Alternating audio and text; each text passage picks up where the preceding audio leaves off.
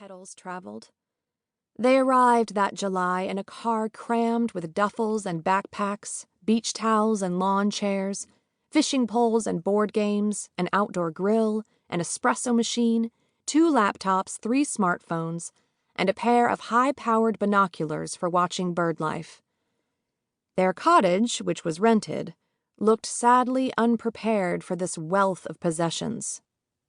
"I see a clothesline out back," Jessie's father said in the silence after the motor shut down.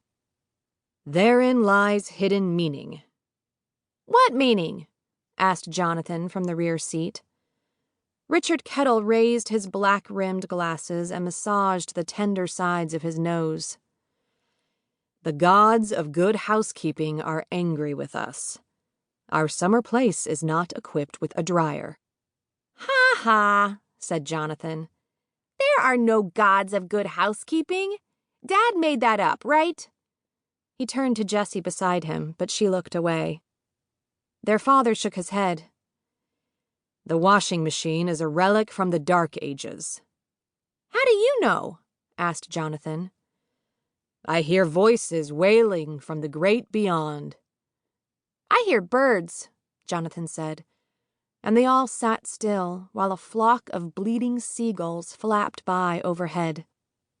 "Looks like the roof is kind of falling off," Julia observed from the front seat, which she'd occupied as if by divine right the whole way from Pittsburgh. "There are chunks of wood all over the lawn." "Lawn? Is that what that is?" "It used to be one," Jonathan said. "It grew up, that's all." "It grew up. Now I see." Their father took off his glasses and squinted. "There's probably no dishwasher either. What is that thing on the front step?" Everyone leaned forward. Something with a long neck was sitting outside the door. "A toilet plunger?" Julia ventured. "That's what it looks like. And a bucket, I think, off to the side." "I hoped I was going blind," said their father, a high school English teacher with a taste for gallows humor. "I hoped I'd gone mad and was having hallucinations." "No," Julia said. "It's a plunger. Does that mean—" "Fraud and deceit." Richard Kettel yanked open the car door. He stepped out unsteadily, as if the ground were the deck of an ocean-going vessel. Well, they were near the sea, Jessie thought. Quite near, though not actually on it.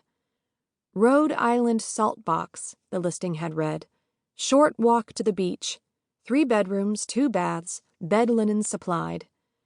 They'd rented, sight unseen, for 6 weeks, till the middle of August. "I see something else," Jonathan shouted. "Look, over there! I see a dragonfly. Or it could be a moth. And now I'm looking at a whole mess of other things. See by the fence? Bugs!"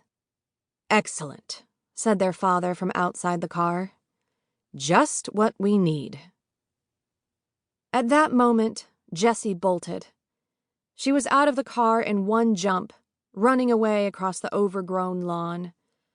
It wasn't only that she needed to get away immediately, though that was certainly true. She'd spied something. A flicker of silvery water coming through tall reeds at the lawn's far end. She pushed her way through and arrived on a shore. Not the sandy ocean beach she'd expected, but the mud shore of a pond whose waters spread away from her, smooth and blue in the sun. Cattails grew high all around the edges. Off to her right, the pond slipped around a bend, as if more was there to be discovered. Across the way, a single snow-white swan fed along a shadowed bank. Jessie let out her breath, and for one perfect moment she felt happy. She felt like a swan herself, one that had just flown in from a perilous journey. She was in a separatist mood that year, her 12th, and in a state of irritation with everyone around her. She was irritated with her father because he looked at her with skeptical eyes and said things like, "May I ask how you came to that conclusion?" She was at odds with her older sister, Julia.